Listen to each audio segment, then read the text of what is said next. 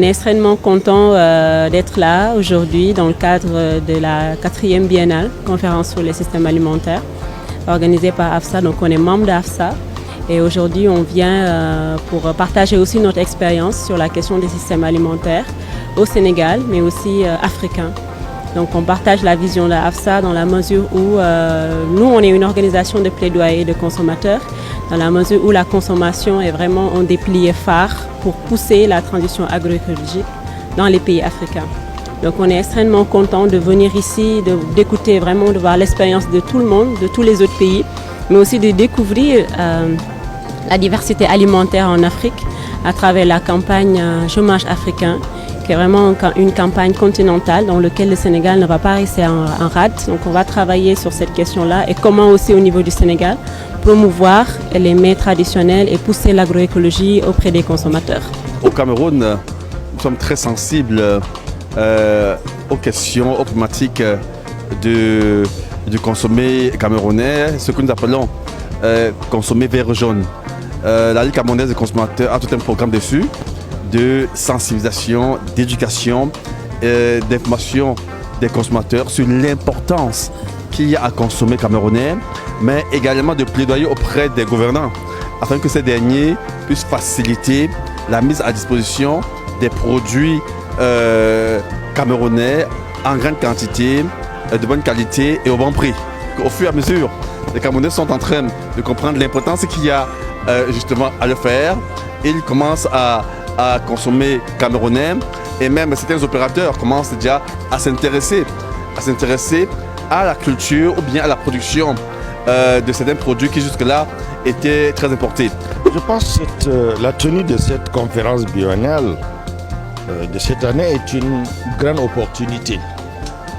Opportunité pour l'Afrique et pour donc tous les acteurs, n'est-ce pas, concernés par le système alimentaire d'Afrique. Vous savez, nous venons ou nous traversons encore la crise de la Covid. Nous avons la guerre ukrainienne. Toutes ces grandes crises nous ont montré, n'est-ce pas, la fragilité, n'est-ce pas, de nos économies qui dépendent beaucoup plus de l'extérieur. Et je pense que les consommateurs ont tout ressenti, la hausse des prix des céréales surtout, des huiles et tout ça.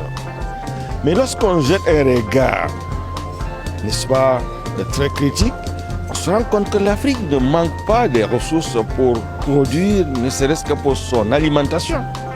Nous avons des terres arables, nous avons des ressources en eau, nous avons une jeunesse valide, nous avons de l'expertise, nous avons autant de capital humain, autant de richesses même financières.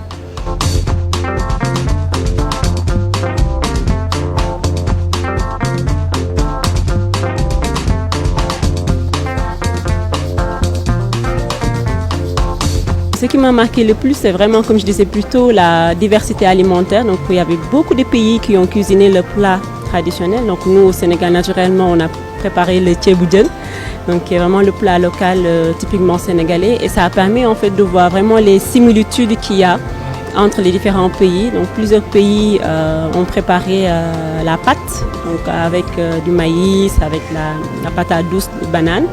Donc pour dire en fait qu'on a une diversité culturelle qui est extraordinaire sur le plan alimentaire et il faudra qu'on puisse vraiment la pousser, la vulgariser de telle sorte que les consommateurs puissent s'approprier de ces mets traditionnels-là qui sont en plus d'être riches sur le plan nutritionnel, qui permettent aussi de promouvoir l'agroécologie. On est en train de se mobiliser pour que dans d'autres segments, que ce soit également pareil, que les produits importés cessent de par le prix attractif d'être le produit préféré des consommateurs camerounais. Car généralement ces produits-là, compte tenu du temps mis lors du transport, la qualité est impartie. Alors que le produit local garde toute son originalité, son parfum, son goût et autres, et contribue à conforter la santé. Donc le produit local est un produit bio, est un produit qui, au lieu d'impacter négativement la santé, booste la santé. C'est un produit qui permet aux Camerounais d'être moins malades. Donc le produit importé. Voilà, donc c'est pour ça que nous prenons part à cet atelier pour davantage être outillés, pour partager des expériences avec ceux qui viennent des autres pays et d'autres experts, afin de davantage mener des combats pour que les Camerounais s'intéressent surtout, premièrement et d'abord aux produits camerounais. Pour moi, je pense que c'est une opportunité d'ouvrir les yeux des consommateurs, d'apprendre à consommer local.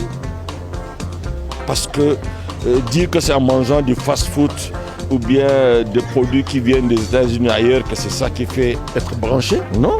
Mais au contraire, on a des produits locaux variés, très riches et qui sont équilibrés, n'est-ce pas, pour notre consommation. C'est l'occasion d'avoir un regard sur ces produits-là, comment les consommer et encourager leur production. Donc je pense que c'est une opportunité à la fois de plaidoyer pour les gouvernements, pour les partenaires, mais aussi pour les consommateurs qui doivent penser à consommer local parce que c'est la seule source de durabilité de la consommation et surtout de notre développement. Si nous continuons à être des consommateurs des produits importés, et nous devons des esclaves de notre siècle, et de l'Occident ou d'ailleurs. Donc nous devons avoir cette pensée, cette action militante de consommer local.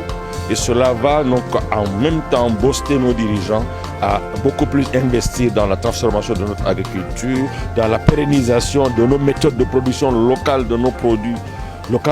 Et je pense que nous avons tous ces atouts.